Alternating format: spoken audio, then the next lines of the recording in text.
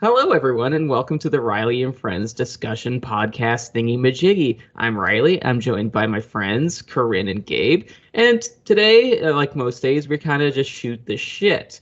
And I know that Gabe has a topic that he would really like to discuss in detail, so I'll let Gabe take it away. Yeah, it's one of those where you spend obsessive amounts of time reading something and nobody is telling you to stop, so you don't.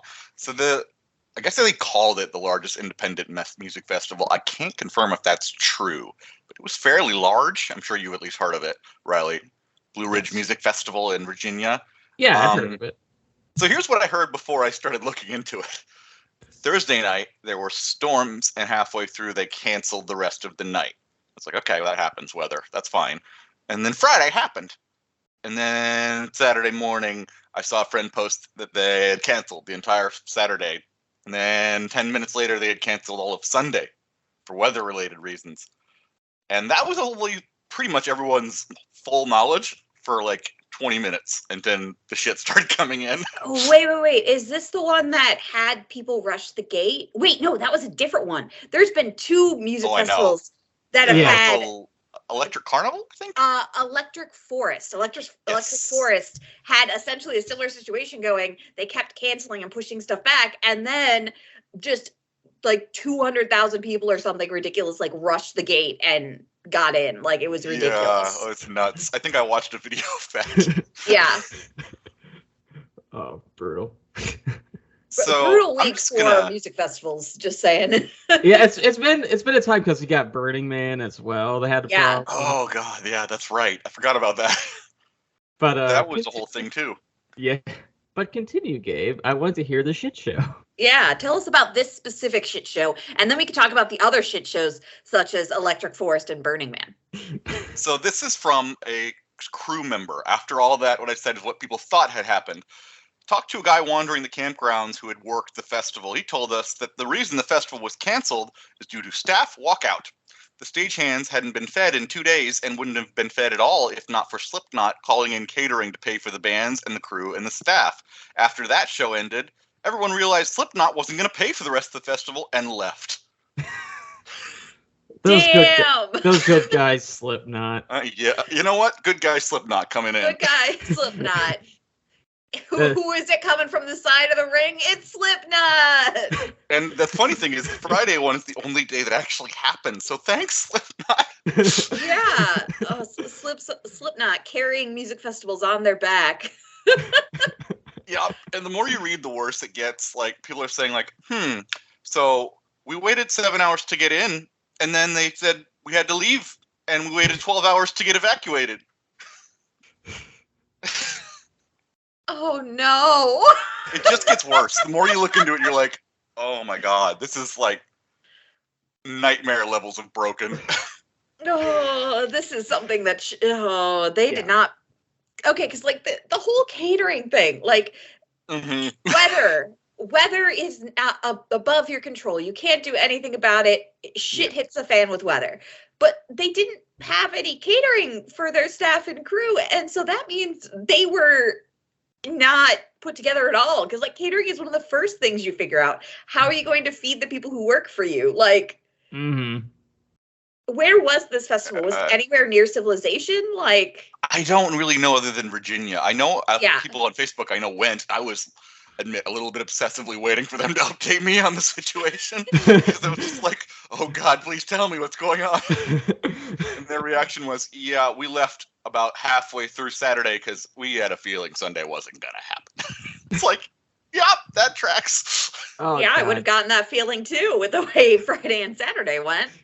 Yeah, because I just wonder, like, if the people running it were like, the cast and crew can fend for themselves. There's food around, but like, if the only food around is festival food that you have to pay for, then that's expensive. You're probably spending more money than you're making. And like, so like, that doesn't really make sense. So, but like, if it was like in a place where they could like go and get their own food elsewhere, then like maybe, but it's still a poor planning, because like, especially if you don't tell your cast and crew and everybody, hey, you're going to have to fend for yourself food wise. Like, Yeah. And then suddenly they just had no food for 2 days. And it's not like they could pack a lunch either if it's an outdoor festival. Yeah, like there's You only so know. much you can bring. Like you could bring Yeah. trail mix and jerky, but that's not like You can't. There's no mini refrigerator for you to put your sandwich. At least I yeah. don't think so. Here's my favorite meme about it so far, if you can read this. Uh, Oh no, it- I'm invisible. You're Anyway. invisible. It's the invisible meme. What's that say? It says Spirit Halloween. Spirit Halloween. Oh. Yeah, new Spirit of Halloween you from Blue Ridge. Was that what it was called? Blue Ridge? Yep. Blue Ridge Rock Festival. Sometimes I mispronounce it as Blue Rock Ridge Festival, but that doesn't make any sense. No. Well, there's Red Rock, which is probably what you're thinking of. Yeah, Red that's right. rocks. That's probably why I Yeah, get Red Rocks. because there's a red rock, and I think there by law of natural order there has to be a blue rock. Red Rock, Blue Rock, Green Fish, Blue Fish. This is my favorite one about the festival. They said, well, it's probably not going to go well when halfway through Thursday people are taking a shit on the sidewalk because they haven't emptied the porta potties. Already on Thursday? Yeah. Because it started on Thursday. Oh no! Oh no! That's when you leave on Thursday. I was going to say, a friend of mine stayed through it. To be their credit, went through Friday and saw at least a couple bands. He's like, you know what? It was awful, but we did get to see Polyphia, and you know what? I guess good for them to stay through that. Oh Sleep God! Token. They said they saw I Sleep Token. I like Polyphia, but I don't know if that's worth that. No. I love music festivals, and even I would be like, fuck this shit. Oh God, I would go home. I would, as soon as they were not emptying the porta potties and there was nowhere to go to the bathroom, I'd be like, well, time to go. I don't know if you watched the Woodstock '99, the documentaries, but I'm like, this is that. See, my brother was actually at Woodstock '99. Oh, I think you said that. That's right. Yeah, he was at Woodstock '99, and he was in some of the news footage.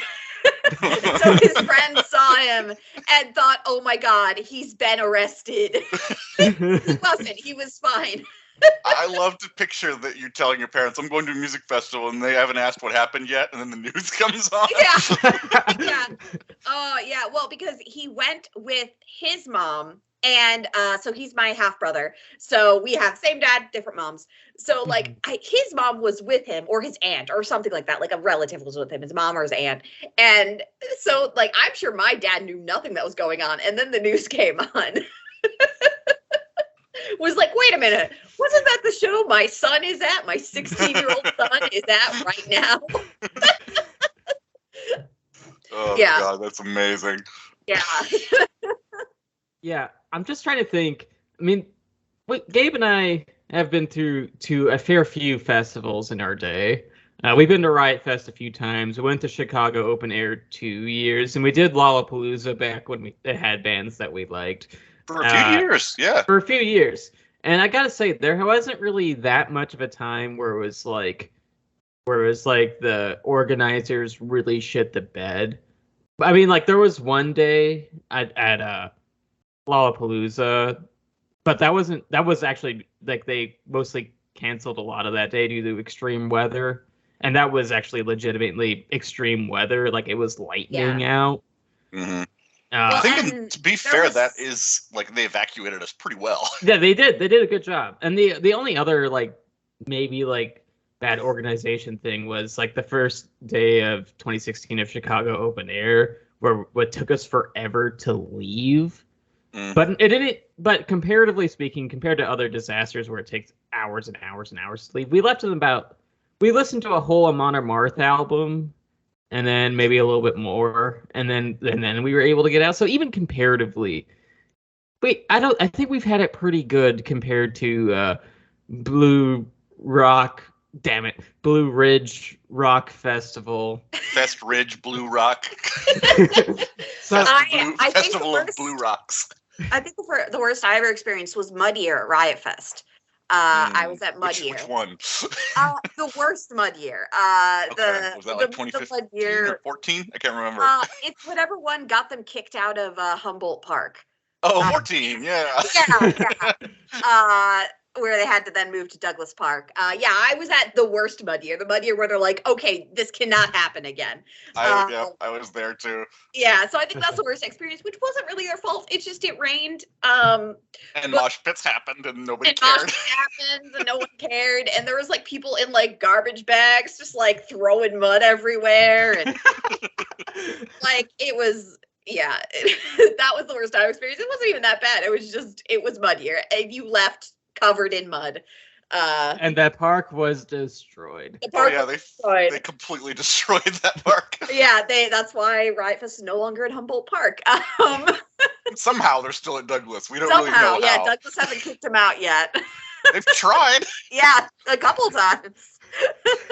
I do remember this, Riley. I went to that year and I came back having seen Gogo Bordello, and I think your Dream Theater roommate friend opened the door. He's just like,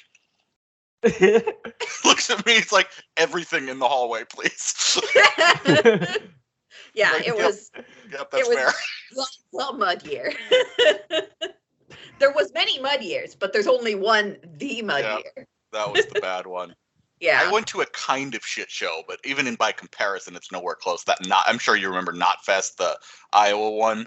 Yeah. So we call it Line Fest just because it was waiting for water was the real problem, which wasn't great, but at the same time, having read what's happened here, like nowhere close. Like the musicians played, people were fed, there was on-site medical people, like nowhere close. Yeah, they were saying like levels of shit show, and there's like the levels vary drastically. The medical people apparently were just given basic first aid kits and had no training here at this thing. Oh no. They hired people like at the last minute, so it's like not real professionals. That's not safe. What if My Chemical Romance was playing there? People would have died. Yeah. Yeah, people almost died at Riot Fest, which was pretty well run, all things considered. Yeah. That's basically only My Chemical Romance themselves that kept disaster from happening on that one. Yeah. They were very aware of the fact that, it could get very unsafe very quickly. Yeah. And that's happened a couple times. I remember System of a Down had a similar situation where they're like, we're going to just stop this thing multiple times till you stop doing what you're doing. Yeah, everybody stop pushing forward. There's no more forward.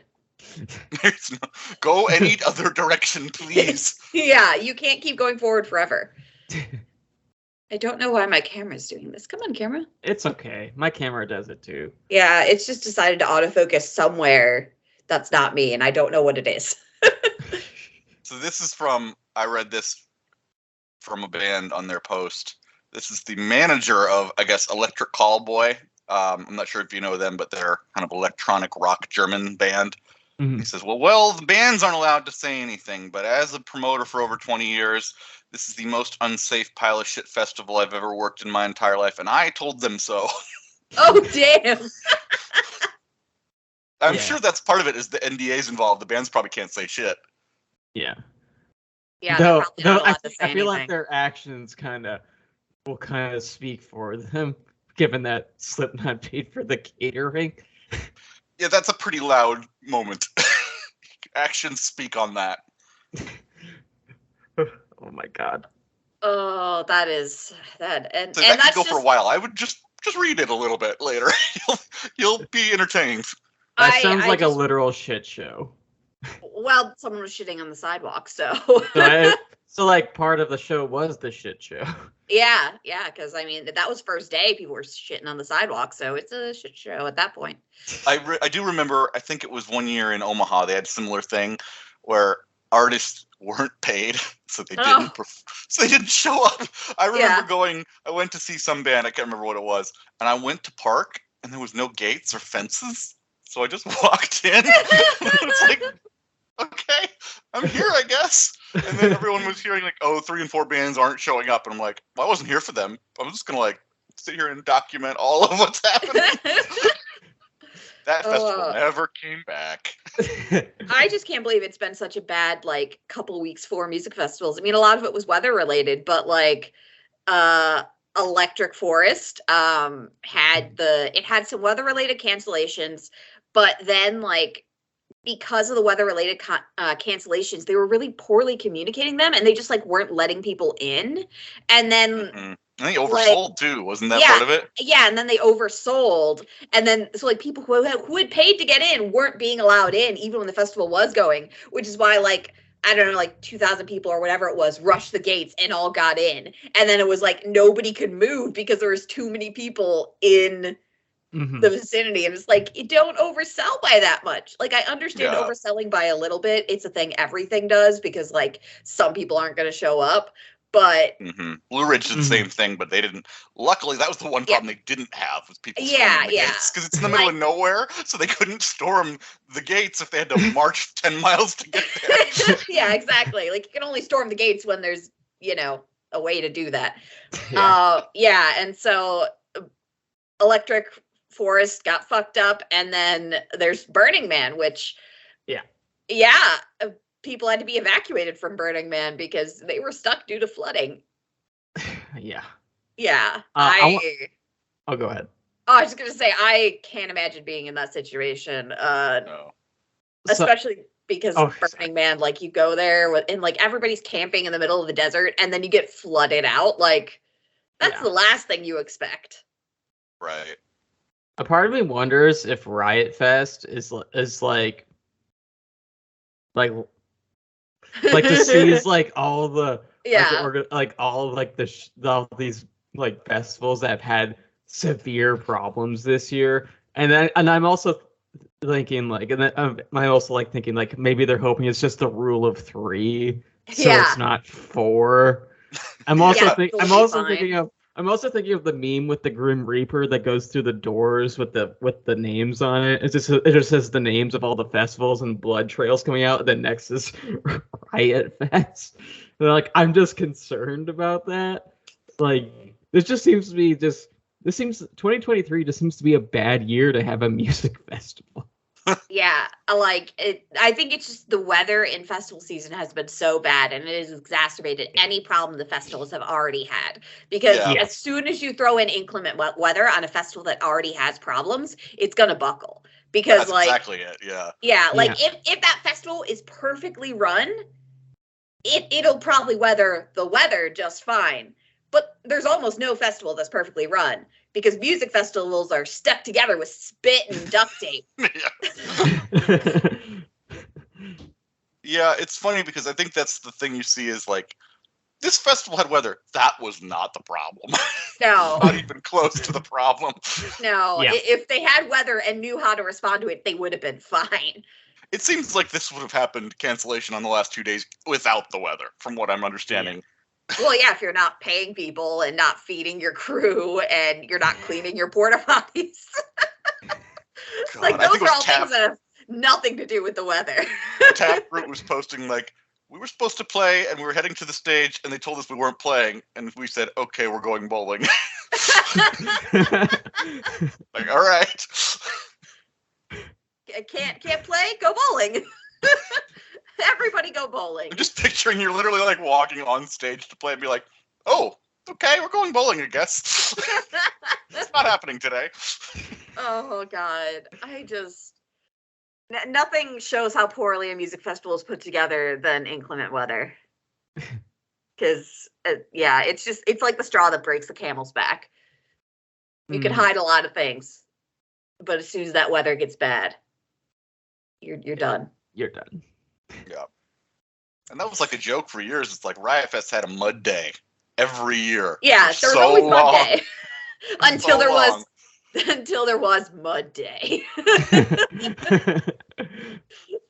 I remember the Gogo Bordello mosh pit during the mud day. I was just like, oh my God. The swamp people are here. Yeah, like everybody was just head to toe covered in mud. People were falling all over the place. Like, I'm pretty sure that's the year my friend fucked up her ankle because, like, it was impossible to walk anywhere. Like, there was the whole... Yeah. Squish, like a foot of mud on your shoes. Yeah, a foot of mud. And then they were, like, putting planks down places to, like, try and make it traversable. But it'd be, like, one plank. And then, like, a horde of people. And it's like, all these people can't use this one plank at the same time. It's not helping. You need, like, 20 planks. Yeah, it was like floor is lava with pieces of wood. It was Yeah. really funny to watch. Yeah, it was. Oh, an Jumping. Yeah. I was glad I was at the mud year. Aren't you happy you missed out, Riley? I kind of regret missing that just because it seems like a time like that's one year where like the inclement weather may have been fun just to experience it. I'm glad I was younger for it. Yeah, if I had to experience that now, I would be like dead. But I was a younger woman. I was a young gal. I could take it. Age definitely makes, because it's the turning point when you're like, ooh, people are sliding down the hill in the mud. That's hilarious. Oh my god, this fucking thing. Yeah, like, oh my god, I'm gonna die. I'm gonna fuck up my back so bad. Gonna break my ankle. The realization when you're watching people slide down the mud and you look over and there's like porta potties next to it and you're like, are they gonna figure it out? I don't know if they're gonna figure it out. Yeah. There's mud there, but that's not all of it. That's probably not all mud. Nope.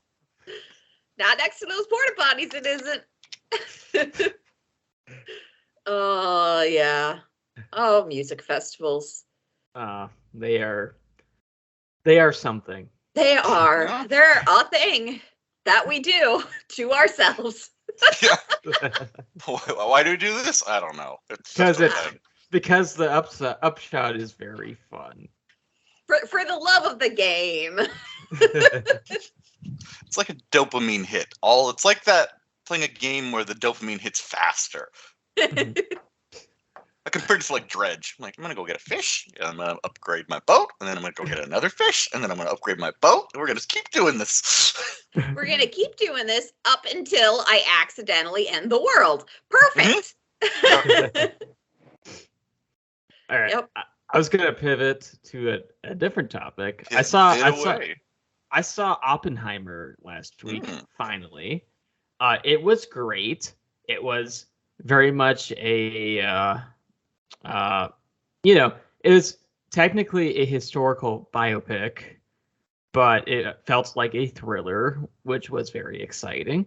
I didn't know. I know Gabe has seen it. Have you seen it, Corinne? I have not, but don't worry about spoilers too much. I mean, I know the history, so it's not like spoiling American history. Yeah, Spoiler! I Spoiler alert. Something bad happens. Spoiler alert, they make the A-bomb. Damn it, I didn't know that. I didn't pay attention in history. And they drop it on 2 places, and I've been to one of them. Oh, wow. Yeah, I bet that was intense. Yeah, well, it was actually, so I've been to the Hiroshima museum about the bomb dropping. And Hiroshima's actually, like, it's really beautiful. It's actually very peaceful now, but they do have, everything's been reconstructed except for one building, which was directly below where the bomb dropped, because the reason Hiroshima wasn't decimated worse than it was is because the bomb didn't hit. It exploded in the air above this specific building instead of impacting the ground. And so because of this building still stands, but it's like a skeletal structure. And so like that is the memorial to the bomb dropping, is the skeletal structure showing where the bomb hit. It was really cool to see, very sobering to see that. But the rest of the city is really beautiful and they've really bounced back, but which is not to say that we should have done it. However, it is, I would recommend anybody who can go to Hiroshima do it, because it is a sobering moment seeing that building. No, it's something that I want to do someday. Same. It's just fuck. Yeah. The bit with the second bomb too, where they just straight up did it without asking the president at all, and you're like, that didn't need to happen at all, turns out. Nope, you already proved your point. Yeah. Assuming you needed to prove it, but you did it already. Yeah, that's a big assumption also. A big assumption is that you needed to do it in the first place. you probably didn't. But the second one is like, yeah, okay, no. Yeah. Yeah, by the time you get to the second one, it's like, no, you really didn't need to do that one. Yeah, like, if there was any need for the first one, that was gone by the second one. yes. You were just having fun dropping bombs. It handles I feel like the movie handles the subject matter respectfully. Mm-hmm. It doesn't actually show the bombings of Hiroshima and Nagasaki.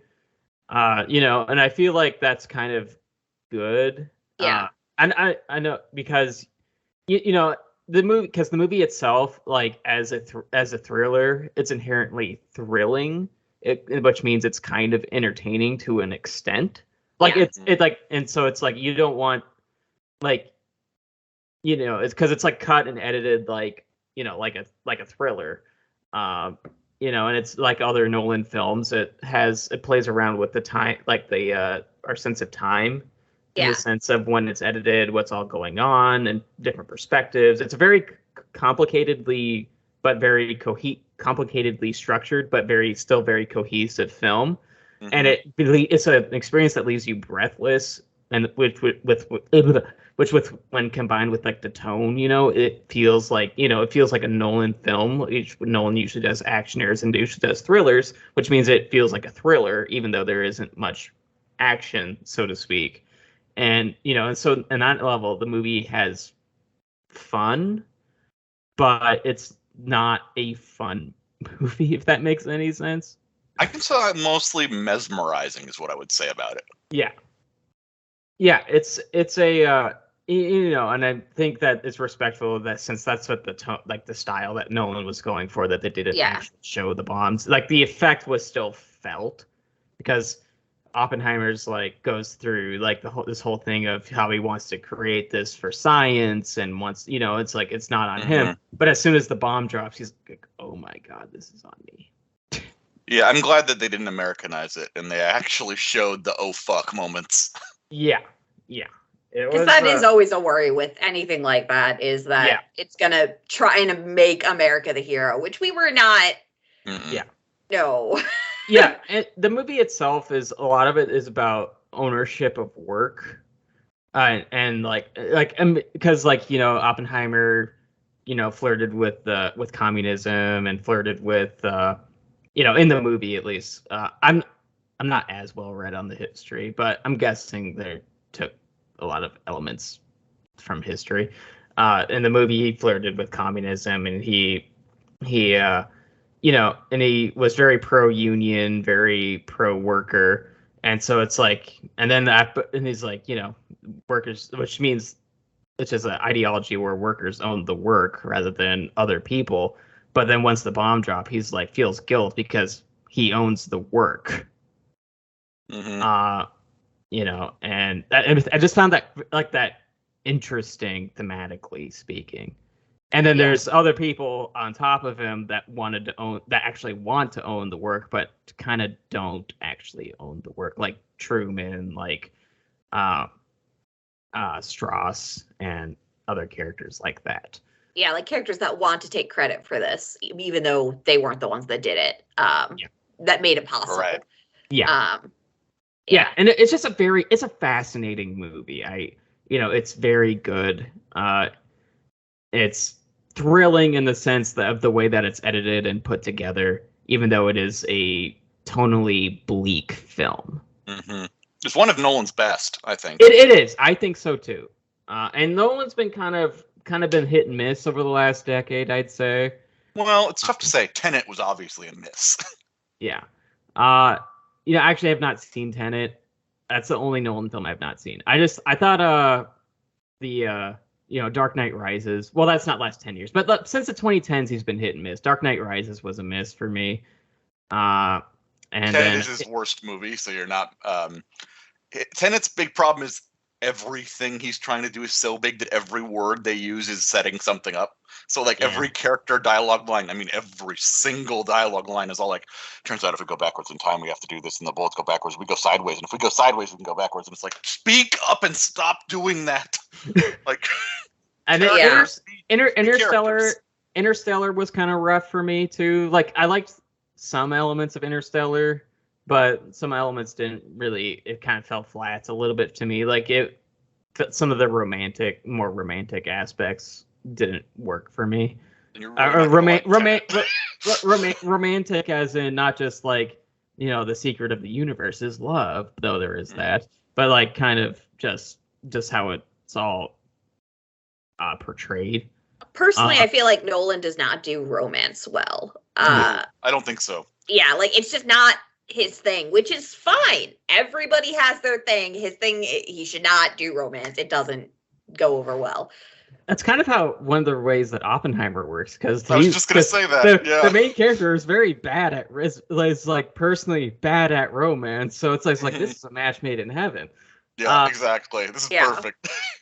Dunkirk, I will say, was really good though. Just aside from romance, but just getting back to the Nolan's hits and misses over the last 10 to 12 years. Does seemingly Dunkirk true is really stories good. pretty well. He does a good job with true stories, it seems like. Yeah, he does. I would say he does true stories well especially because he is able to add tension to something, like able to format a story in a way that it adds tension and becomes a thriller or like draws you in without necessarily changing the facts. He doesn't need to bend the truth as much as other people may because of his filmmaking style. He's able to add tension and those moments without necessarily changing the story itself. He can be like, these are the things that happened, but the way I'm going to tell them is going to be very thrilling.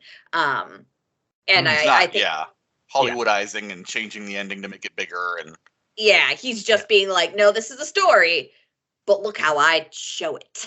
There's a great example of I don't know if you guys have seen Tetris. There's a movie about the making of Tetris.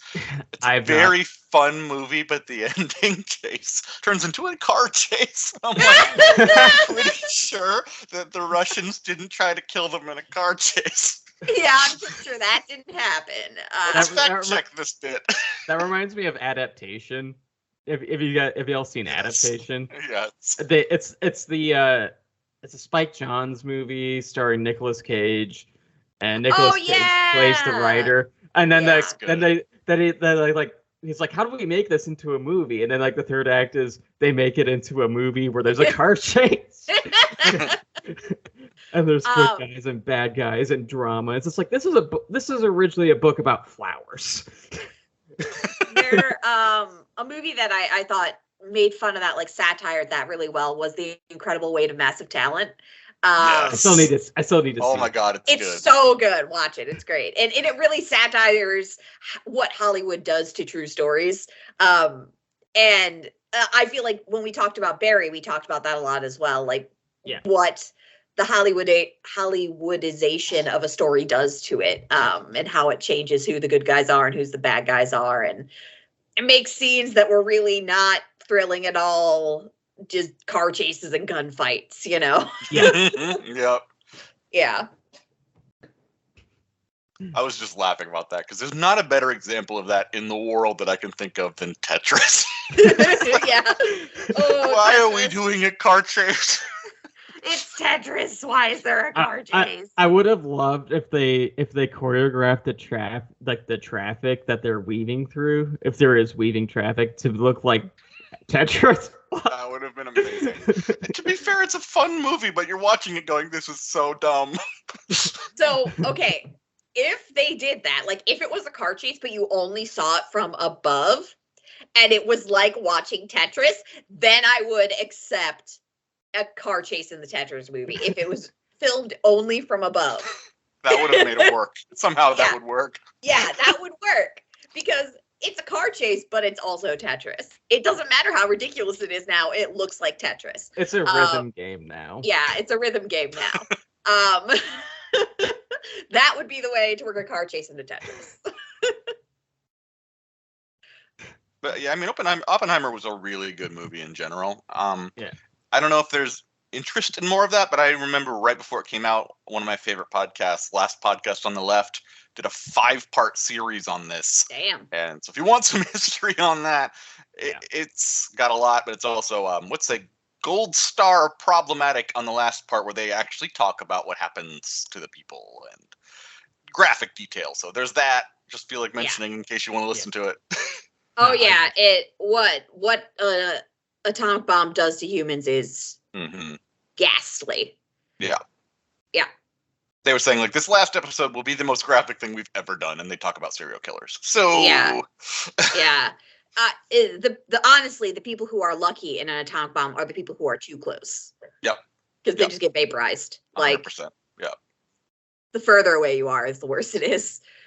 Yeah, exactly. You don't have to look up the word slothing and what it means. Don't do it. Don't do it. Don't look it up. Don't look it up.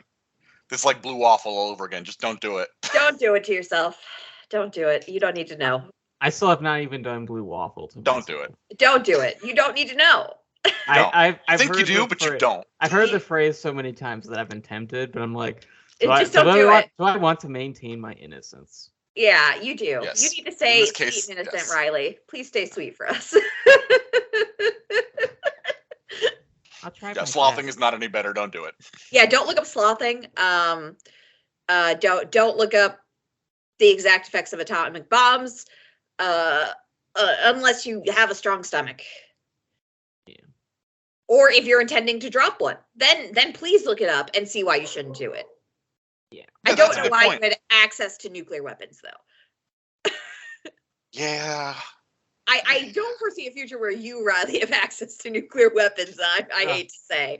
Thanks for the vote of confidence. It's like taking down my dreams. I wanted to hold the football someday. I was going to be a football star, but instead I'll destroy worlds. Right, destroyer of worlds. This is the face of a killer. So I was gonna ask. So since I had Gabe talk about something that he was interested in, and I'd already talked about mine. Have you experienced or played or watched anything that you want to talk about, Corinne? That's a good question. What have I been doing with my life? Wow. I asked that question to myself 5 times a day. Yeah. What is my existence? I suppose most of the past week, when I wasn't sleeping or working, has been spent reading this book, which will have a backwards title, but it's Pirates of Eleutheria. It's about lesbian pirates. And I'm already sold. It's really good. Is this a smut book or an actual book? It's a book. There is a little bit of sexy times, but really not that much considering some of the books we read for my podcast. Right, it's not deliberately a smut book. Yeah, it is a book with a story and a plot. It's an enemies to lovers.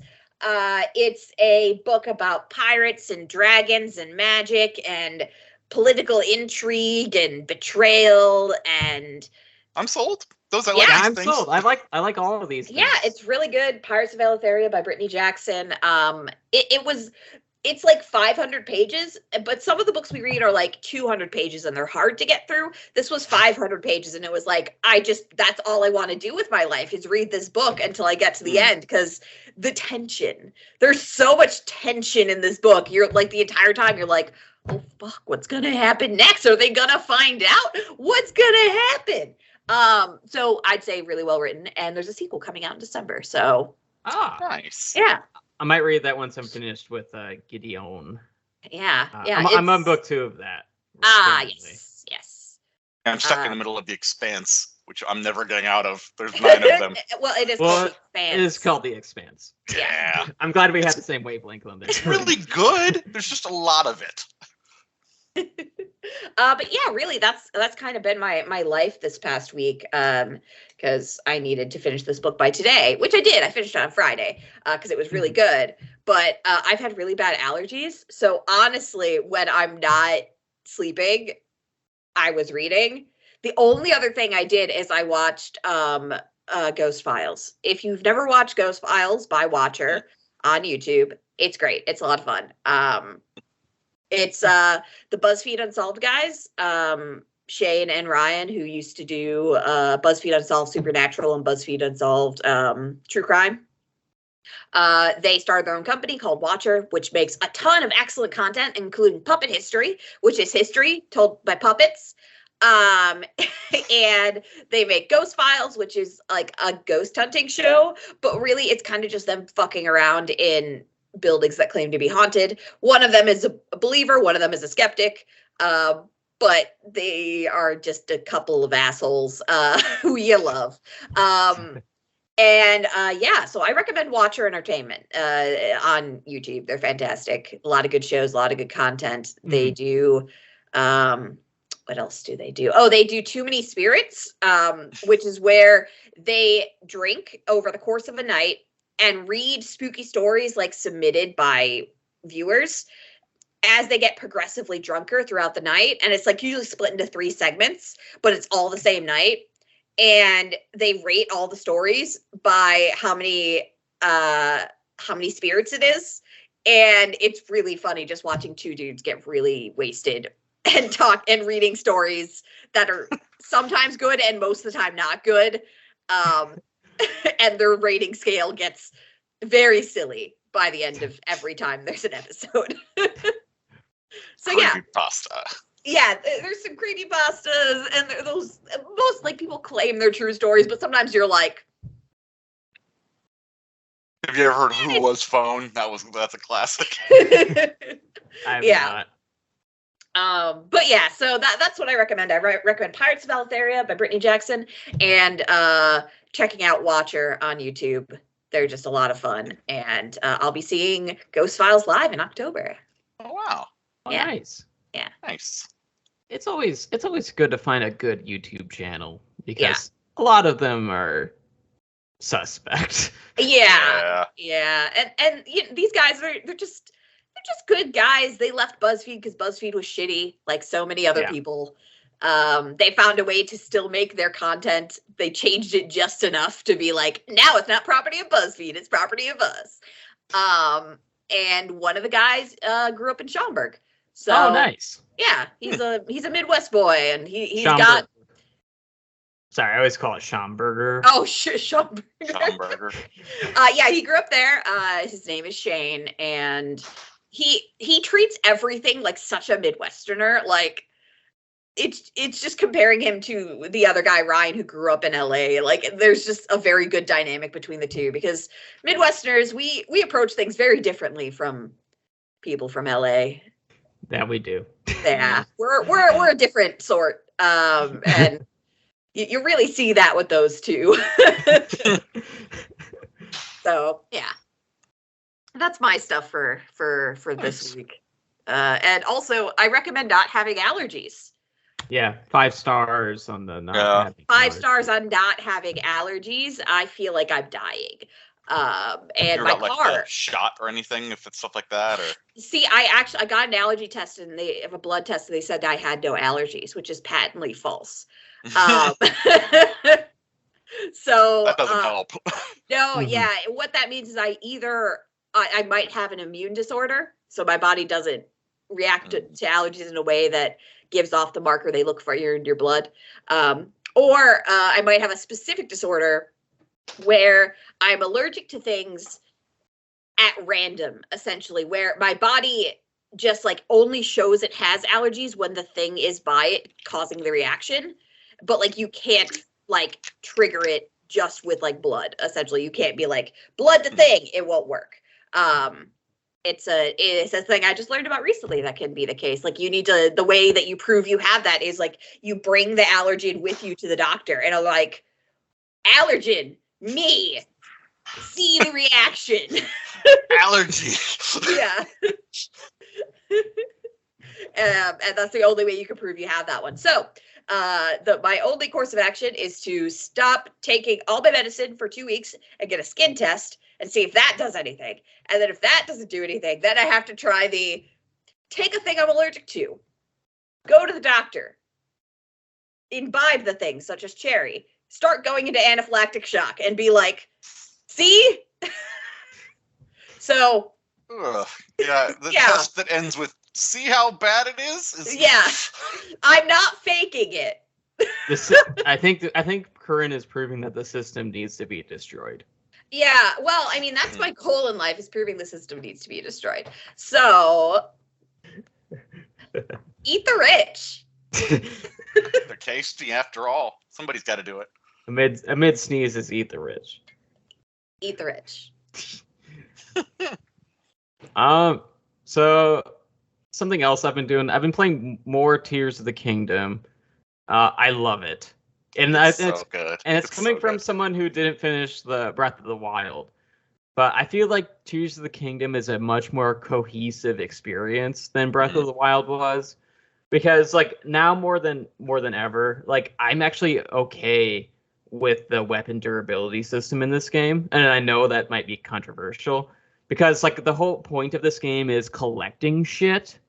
Like that's where a lot of the fun comes in. Is like you collect shit and then you repurpose that stuff and use it, and you make crazy, stupid things. And you can do that by, as Gabe said, making crazy things, just making stuff or fusing stuff. Like the fusing stuff, like really made me like the weapon durability system because you can because it's like, well, there's such like an infinite combination of stuff that you can fuse with your weapons, and that just makes it that makes the whole durability because it makes you want to experiment with a lot of stuff, with a lot of different weapons and a lot of different ideas. And I just really like this game a lot. Have you done frozen meat on your shield yet? I have not done frozen. You put frozen meat on your shield and it turns into a skateboard. Don't ask me why, but it does. Okay, I need to try this. Oh, that's funny. I mean, I've seen the various things you can attach to weapons and shields, and it's great. I think because the durability system used to be very annoying to a lot of people, but now it gives you a reason to experiment. Exactly. Like, I stuck a bomb on my sword last time. Yeah. This time I'm gonna stick something else on there, you know. This time I'm gonna put it on my shield. Yeah, next time I'm gonna put a bomb on my shield and see what that does. And let's do it inside a volcano. Perfect plan. I made the mistake of attaching a bomb to my bow and arrow while inside the volcano, and I just blew up immediately. Like, oh, okay, that makes that tracks. I love the research side of it where you're like, that went horribly. I don't know why I did that. I don't know what I thought. I didn't even find. Oh, right. I'm in a volcano. I told you about the toaster experiment I had, right? Yes. They electrocuted myself to death. I made a boat with an electrical thing on the front of it, but it was weighted down, so it went killed me instantly. It's like, yep, that tracks. That makes sense. Yep. This logically speaking, this makes sense. On the topic of video games, so I on and off, I've started playing The Sims 4, but I refuse to buy anything. I refuse to buy it. Fair because it's free. The base game is free because they're making all their money on their expansions, and it's gotten ridiculous. Like hundreds of them, right? There's hundreds of them. If you had to buy if you're going to buy all the Sims expansions, I think it would cost like between $2,000 and $5,000 or something. Oh my god! Yeah, like it is a ridiculous amount of money that they are like. I just don't get it. And like it's the point where, you know, like in The Sims 3, if you're familiar, when you got the like magic expansion, you got magic, you got vampires, you got werewolves. They were all one thing, and it cost like $24 or $30 or whatever. Now, magic, vampires, werewolves, all separate expansions, all cost $20. Jesus. If not more. And it's like, okay.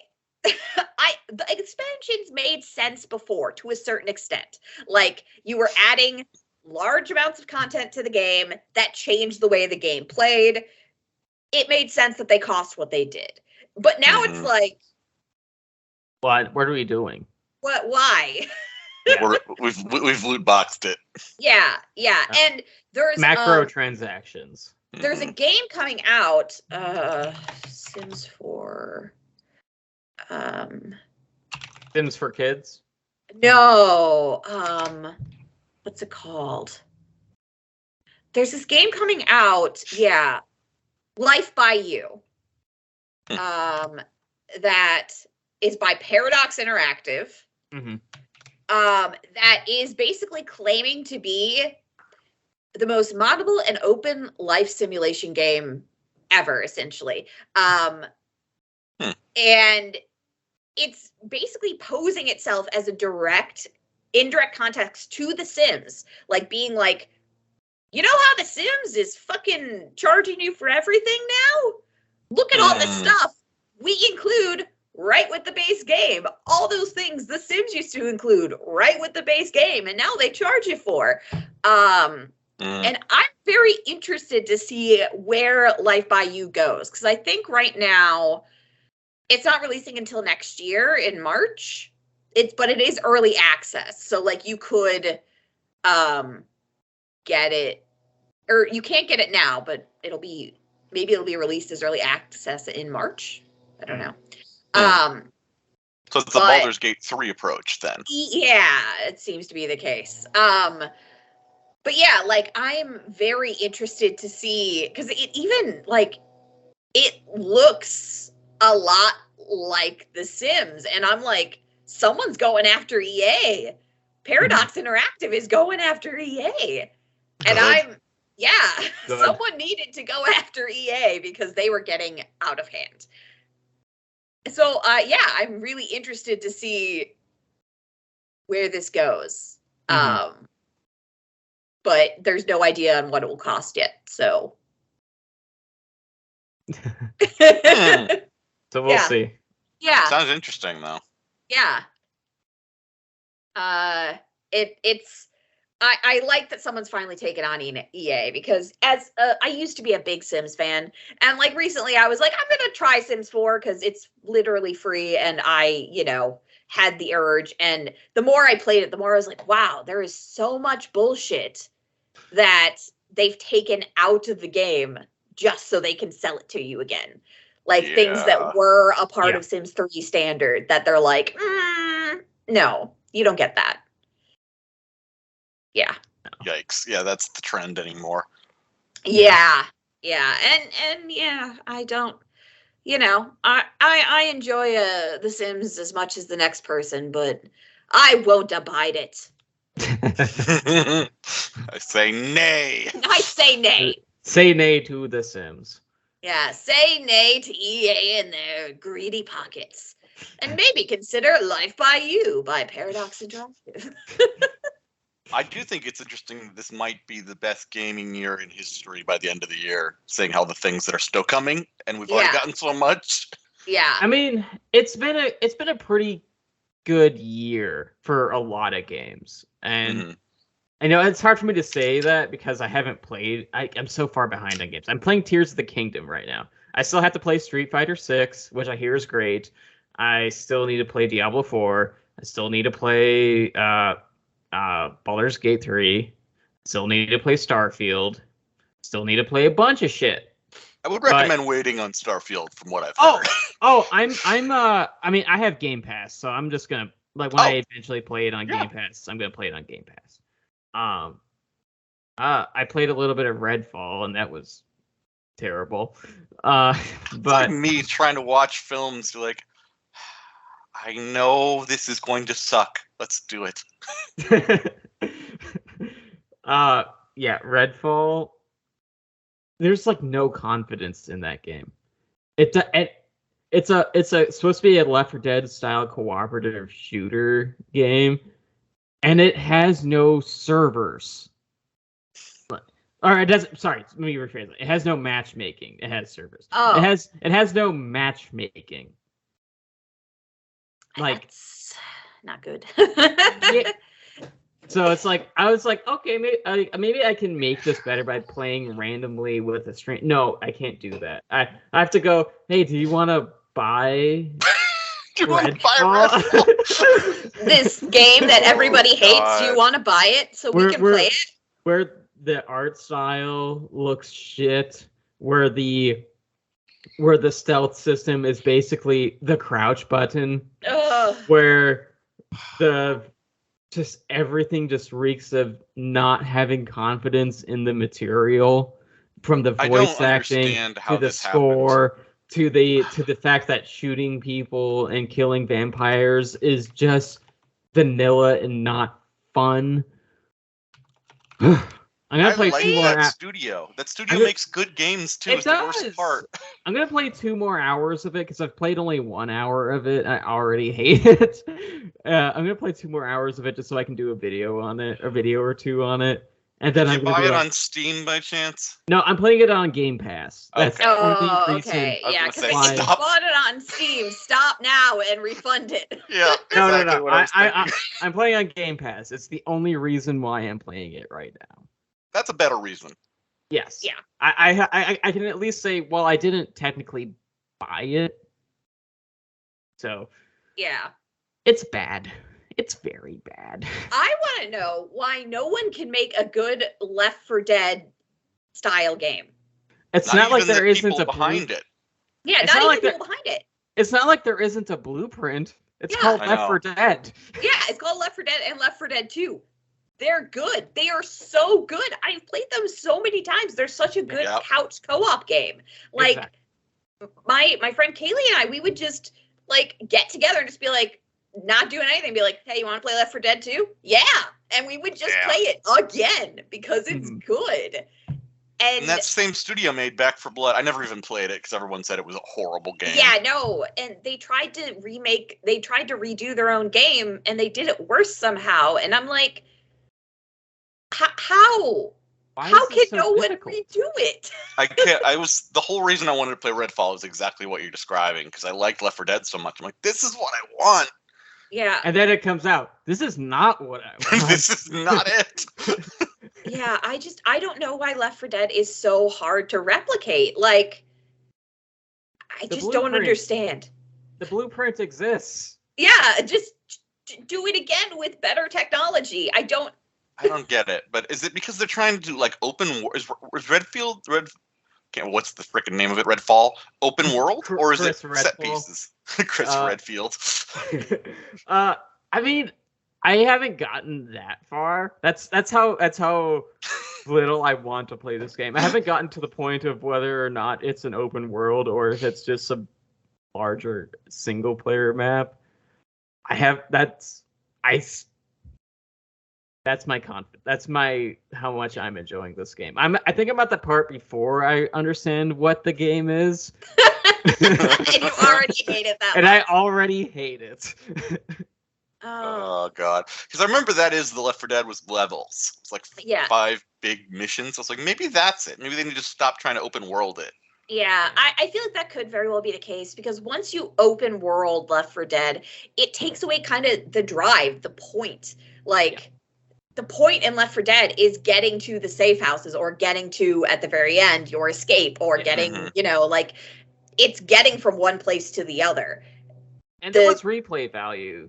Oh, sorry. Yes. And there was replay value because of how, because within the linear elements, there were certain aspects that are switched around a bit that are. Well, and there was as well as different enemy ways placement. to complete the missions, and like it was different if you were playing alone or if you're playing with a friend. Like it really. It had well-designed levels that had replay value. Very much so. Yeah. You could play that level again and again and again, and it would feel like a different level. You would still understand, oh, there's going to be a witch, for instance, or there's going to be, one of those, what are they called? The big guys that rush through everything. Tanks. Yeah, there's going to be a tank. I kept wanting to say a bull, and I'm like, that's wrong. There's going to be a tank, but like the exact way things happen is always a little bit different. And I think there was just something about like the enemies, like the way they program them, that no other game has really been able to mimic, but like not even the same creators who in theory should know what they did. Mm-hmm. Yeah. Like the smokers was simple design, but they're such a cool enemy. Yeah. Yeah.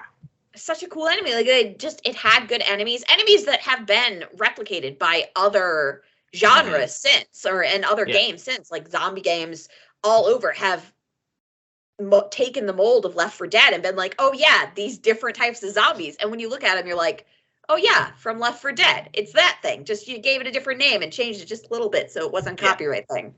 The closest we've gotten since, I'm blanking on the name, but I think if I say Rock and Stone, somebody might know what I'm talking about. Uh, You haven't played it? I don't think so. I don't think so. So there's this dwarf mining game. It's a 4-player kind of adventure. You go down into the mines and you have these little weird objectives like find alien eggs and like escape through this tunnel or fight this robot. And it's very Left 4 Dead-ish because everyone's character has a different thing they're supposed to be doing. You have the driller, you have the shooter, you've got the basically I don't know what to call it other than the medic who runs around saving everyone else really quickly.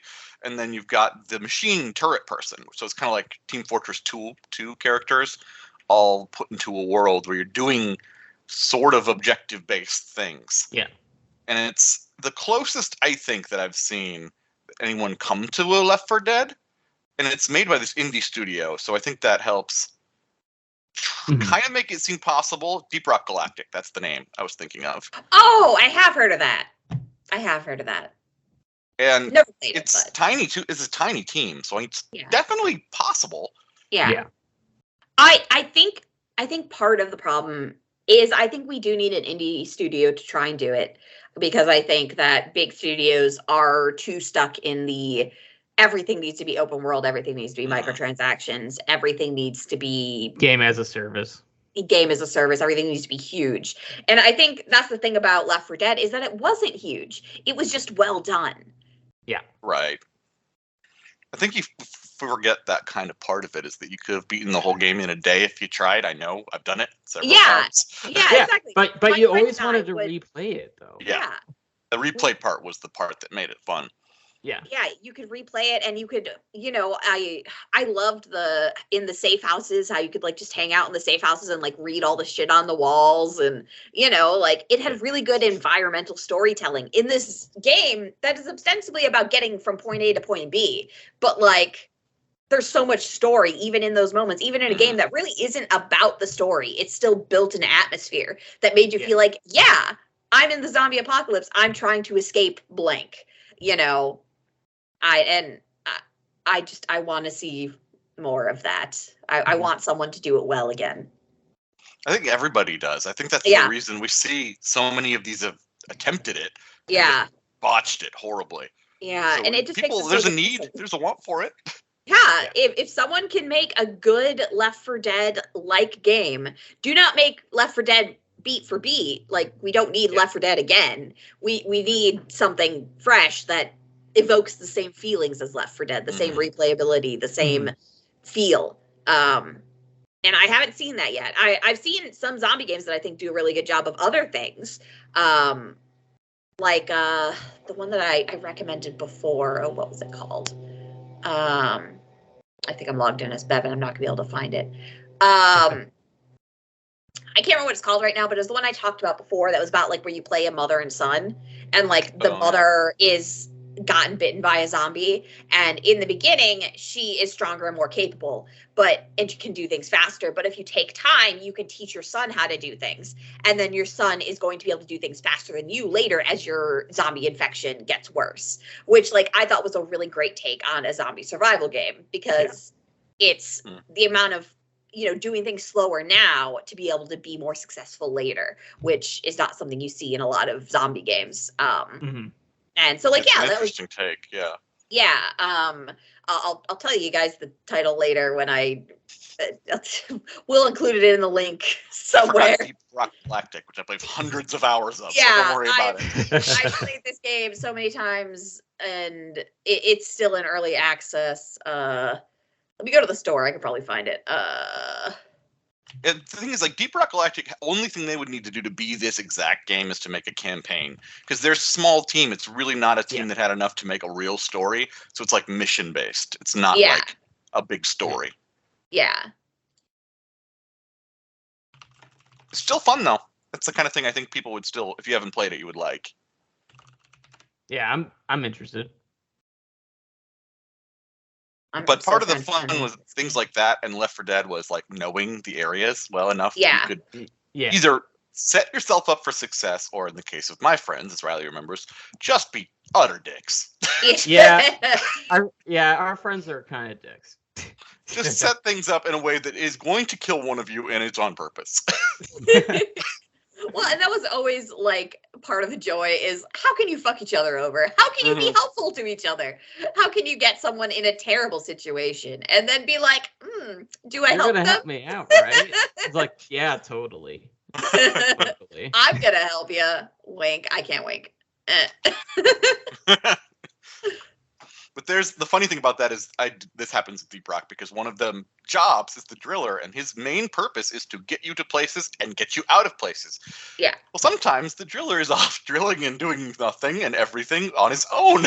And then there's an escape mission, and everyone's like, "Driller, come help us escape." And you're like, "Oh, I found a frog 300 miles away. I'll be there in an hour." You're like, "Okay, you had one job. You had one Your job to is be to here. drill. You're literally supposed to drill us out. That's it. You had one purpose." But frog. "I found a stone over here, and this frog led me in a hole, and now I'm all the way over here. I'm sorry." I got distracted. Which mood? Big mood. Yeah, that's why I play driller. These things happen. I'm looking through our games because we have them like together, and I just keep seeing Left 4 Dead, and I'm like, no, that's what I'm talking about, but it's not what I'm talking about. It's not Left 4 Dead. Yeah, it's not Left 4 Dead. Is this Left 4 Dead game like you're talking about Left 4 Dead? No, it is not. Nah, no, it's just a zombie game. Oh, it's called Undying. That's what it's called. Undying. And yeah, it's still in early access, but if you're looking for a zombie game with interesting mechanics, I recommend Undying. You play as a mom who's been bitten by a zombie who's trying to teach her son how to survive, and you can go out and do everything by yourself, but if you do everything by yourself, your son won't know how to do shit, and eventually you're going to be too sick to help him. So It's a very cool conundrum. story. Yeah. Yeah, that's just an interesting concept. Yeah, I stumbled upon it and I was like, this is such an interesting concept. And it's like been a nominee for a bunch of awards on like won different awards. I think because it is such an interesting concept for a zombie game. And it's really it's a story about sacrifice and like trying to do its best for your kid, which I think is a nice story in a zombie apocalypse. Yeah. It's a little wild to me that this year we could potentially have, I guess we will have 5 possible Game of the Year nominees, and I think Starfield won't get there because it's going to be one of those that in 5 years will be great. But right now it's flawed as hell. But we've got Starfield, and still Spider-Man 2 isn't here yet. Mario Wonder isn't here yet. And then, of course, the 2 that everyone's talking about, we've got Tears of the Kingdom and Baldur's Gate 3, which are just killing it. Yeah. So that's just crazy to me. There's that many, like. Yeah. It's gonna be a good end of the year, and it's been a good year already. Did you know that in Baldur's Gate 3, you can accidentally have clown sex? No, but it doesn't surprise me. So there's a point where you meet up with like a traveling circus, and you can get face paint. Like your characters or like the characters in your party can get face paint. What that means is clown face paint. Like they don't say it's clown face paint. They just say, "Would you like your face painted?" And it's like, "Oh yeah, sure, why not? This sounds fun. I'm at a carnival." It's clown face paint, and someone did that to I think Shadowheart. But it was right before they were supposed to have the short rest, because the short rest would get rid of the clown makeup, but it was right when they were triggering the we're gonna sleep together. And so they had that scene with Shadowheart, I believe, in clown makeup. And the person's like partner who was watching them play is afraid of clowns. So they had to watch that happen. So you can do that. You can meet up with the carnival, get face paint on your love interest, and then trigger clown sex. Game of the year. Game of the year. It's pretty great. I'm not gonna lie. My favorite is the owlbear from the top ropes. Have you heard about this? No. Basically, if you have a druid turn into an owlbear and jump down on anyone. Oh yeah, yes, I did hear about this. Just immediately dead. Doesn't matter what it is. Oh, that's so funny. Game of the year. Game of 10 the year. out of 10. Honestly, it's really fun. If you haven't played it, it's really, really fun. I'm looking forward to it, but I can only justify one big game at a time. Yes, that's I probably haven't played yet, but I will be once Bevan is done in whatever way that means for him. Because we don't both buy games unless they're multiplayer games we can play together. One of us buys it and then the other plays it, So we're currently at the stage of Bevan's playing Baldur's Gate, and I'll get to play Baldur's Gate when Bevan's done playing Baldur's Gate. So I mean, it is multiplayer. I'm sure you know that. But. It is. Yeah. But unfortunately, it's too strong of a game for us to play together because we don't have 2 gaming PCs. Gotcha. Yep. Yeah, I have a laptop that does pretty good, but it can't handle like AAA multiplayer games. It can handle a AAA game, but it can't also be multiplayer at the same time. Otherwise, it shits the bed. So we can't play together. Gotcha. But yeah, so I'll get to play later, which it's probably some things will be fixed by then because it's a fun game. I recommend it. I'm looking forward to playing it. I just need to finish Tears of the Kingdom first. But Tears is fantastic. Tears. It's a good consolation because Tears of the Kingdom is awesome. I'd recommend reading through the patch 1 notes like after release from Baldur's Gate. They're really funny. They had to do so much of making characters less horny. Yeah. It's so funny. They're like, it wasn't our intention for everyone to want to fuck you right away. I'm sorry. The horny was a bug. Yeah. It was too much. We had to take it back. We had to dial it back.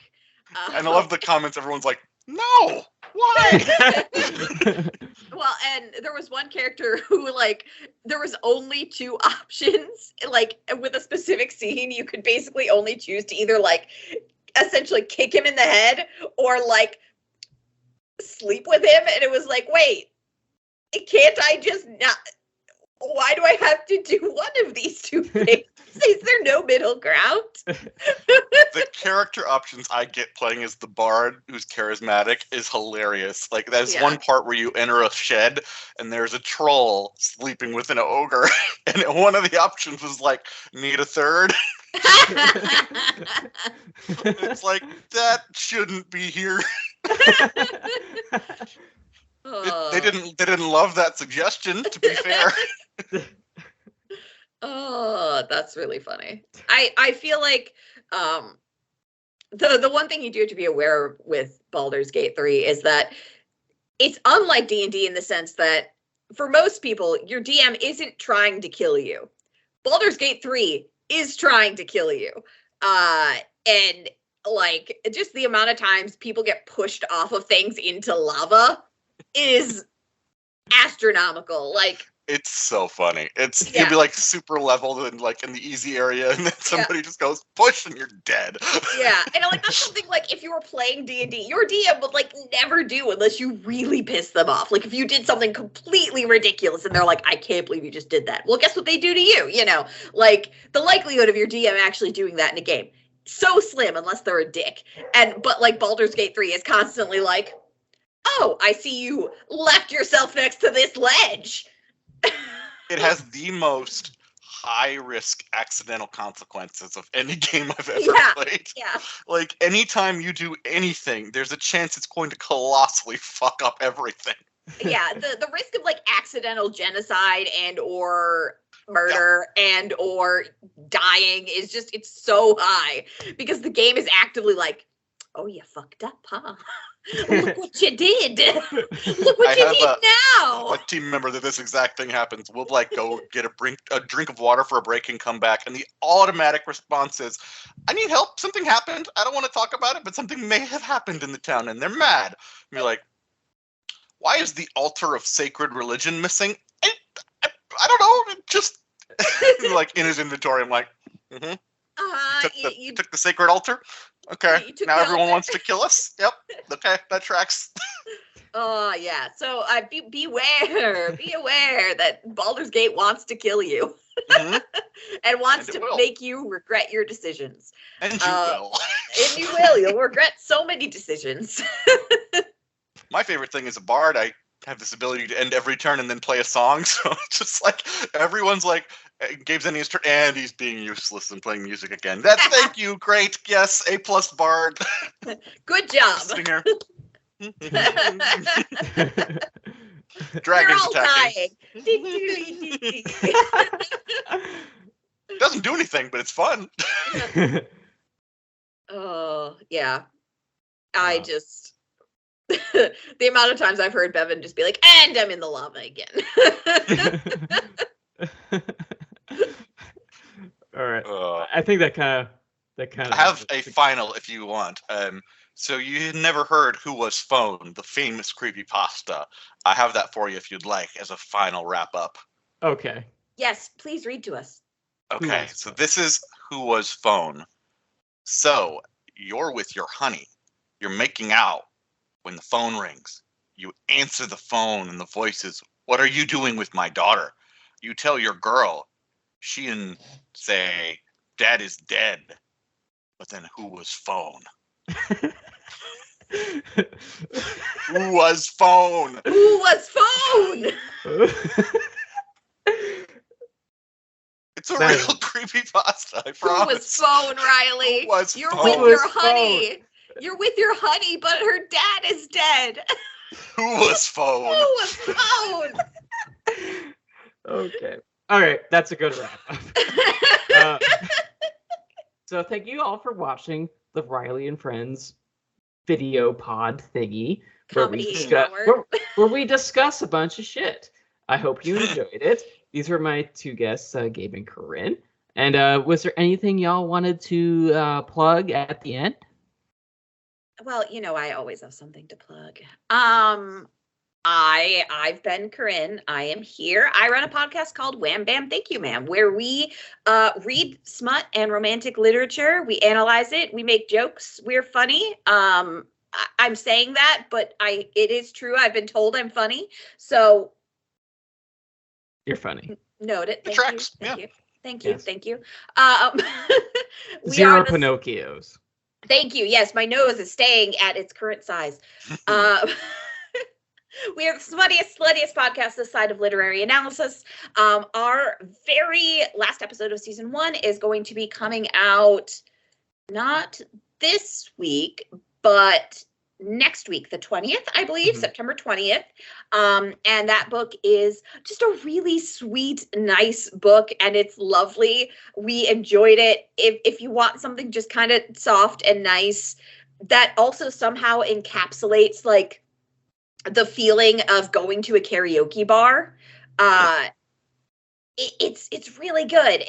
It's a book that like 90% of it takes place one night at a karaoke bar. It's a lot of fun, and if you want something that's not fun and may curse you for life and send you to therapy, our most recent episode was our Oops All Fanfiction episode, where we read fanfiction submitted by our community. One of them is about the Onceler, and it's called "Shove the Sneed in My Ass." So,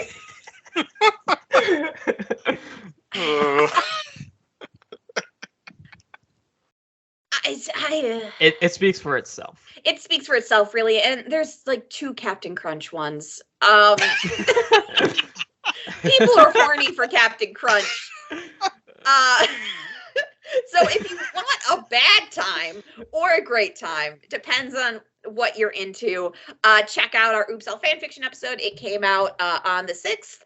And it is an experience. We didn't even have like a recommended drink of the episode. It's just, you're probably going to need some sort of substance to get through it. I recommend not drinking milk, though, due to the amount of Captain Crunch fan fiction. Milk is used in ways you don't want to think about. I'll probably never eat Captain Crunch again, is what I'm saying. But yeah, please check out my podcast, Wham Bam Thank You Ma'am, available anywhere podcasts are found, anywhere they haven't kicked us off of yet. So far, nowhere's kicked us off yet, but I think it's just because they don't know we're there. So on the down low. Don't let them know what we're doing on the internet. And finally, I guess the last thing to say about the podcast is that we have a sponsor, which is really exciting. So if you're looking for like bath and body stuff, you can't read these once again because it's backwards, but explicitessentials.com, you can get stuff that says like bitch relax, but really it's just a nice like shea body butter, for instance, or like a shower steamer that says ray of fucking sunshine. Essentially they're just really great bath, body, and beauty products that all swear at you, and I love that. It's really fun. And if you go to explicitessentials.com and use code WHAMBAM20, you'll get 20% off your order. So they also make beard butters. Okay, looking at you. And they make tattoo lotions and stuff. So anybody who has tattoos. Yeah. That's all I've got to plug, but it smells really good in here now because I brought these over. All right, Gabe, what about you?